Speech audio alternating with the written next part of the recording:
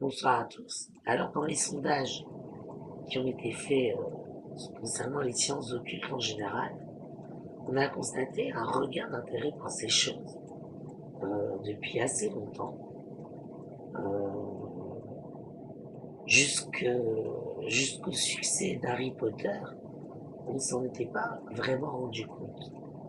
D'ailleurs, Harry Potter, ça fait rire beaucoup de gens parce que c'est un monde complètement imaginaire.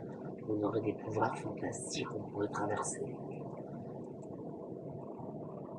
D'un côté, j'ai envie de vous dire que des fois la réalité peut dépasser la fiction. Mais d'un autre côté, j'ai envie juste de dire que c'est une culture tout ça.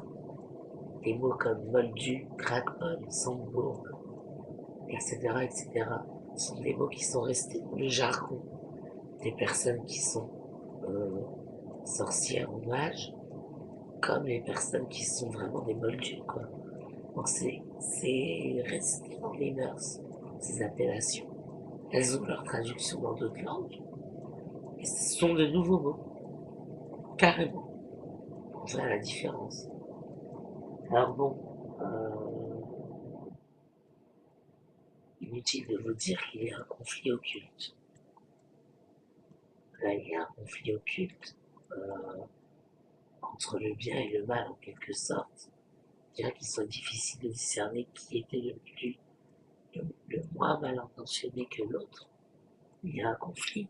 Et ceux qu'on appelle les moldus, les gentils, les goïs, les français, les juifs, les homos, les femmes, tout ça seraient les perdants dans ce conflit. Et on n'est plus au Moyen-Âge. Moi, je ne crois pas à la théorie du complot. Pourtant, je suis en situation de handicap psychique. Mais